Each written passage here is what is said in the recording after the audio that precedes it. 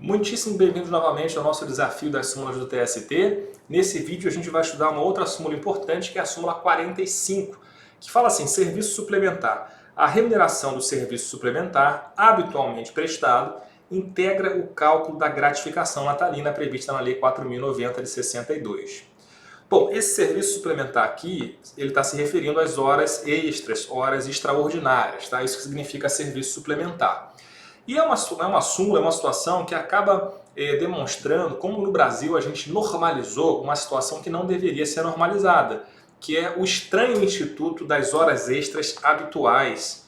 Horas extras habituais. Por que eu falo que esse instituto é estranho, essa ideia é uma ideia estranha?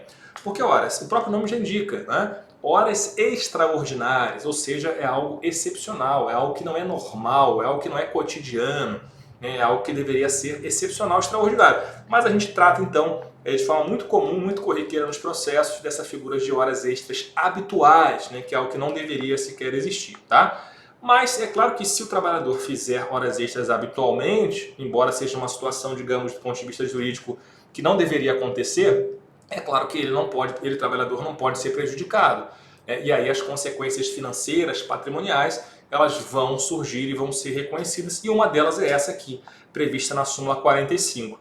Então o que a súmula 45 está prevendo em suma é que horas extras habituais vão refletir, vão gerar reflexos, portanto, no 13º salário, que é a chamada gratificação natalina. Tá? Basicamente essa que é a dicção da súmula. Tem uma questão conceitual que é importante aqui, porque vejam que a súmula fala em trabalho extraordinário habitualmente prestado.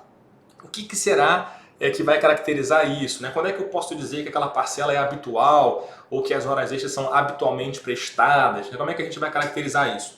E eventualmente a gente encontra em doutrina critérios diferentes, alguns autores sugerindo, por exemplo, se a parcela é recebida mais de 6 meses no ano, como o ano tem 12 meses, se ela for recebida mais de 6 meses, ela seria habitual, né? Julgados também, eventualmente, tentando delimitar isso, mas o fato é, não existe uma uniformidade, não existe uma unanimidade de critérios com relação a definir o que seja uma parcela habitual ou não, tá? Não apenas horas extras, mas qualquer parcela. Maravilha? Mas o fato o que a gente tem que perceber é que a súmula ela vai ocasionar, ela vai reconhecer, portanto, o reflexo da hora extra no 13º salário. E como é que vai ser feito o cálculo? Né? Como é que a gente vai calcular, então, essa situação desse reflexo da hora extra no 13º salário?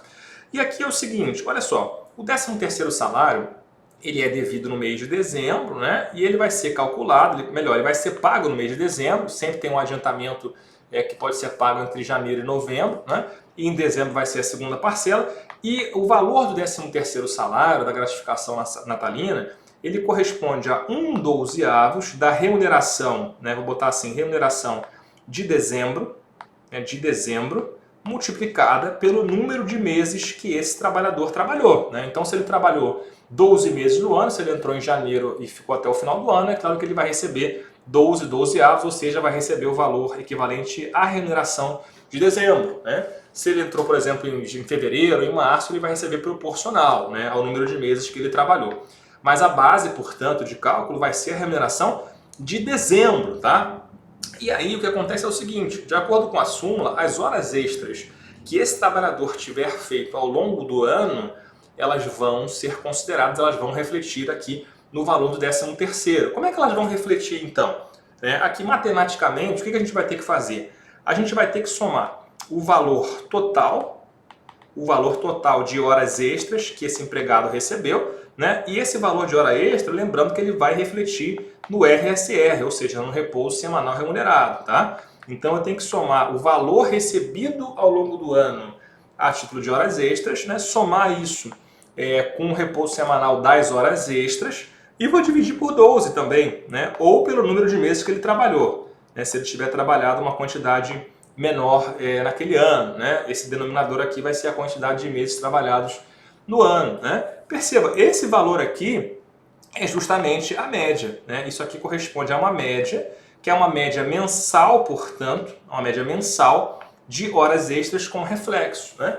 E esse valor vai ser somado ao valor aqui de cima, ou seja, eu vou pegar a remuneração de dezembro, né? E aí vou calcular a quantidade de meses, como a gente já mostrou aqui, e vou somar, então, com a média de horas extras que ele recebeu ao longo do ano, tá? Então, calculando aqui, como a gente mostrou, o valor total de horas recebidas com repouso semanal dividido pelo número de meses que ele trabalhou. você soma os dois, pronto. Essa vai ser a remuneração, então, do serviço suplementar, né? Vai ser o valor, então, do 13º salário, já com reflexo da hora extra. É claro que, eventualmente, outras parcelas habituais podem ser somadas aqui, tá? A gente pode discutir questão de comissão, a gente pode discutir prêmios, enfim, é uma outra questão que eventualmente pode ser somada, tá?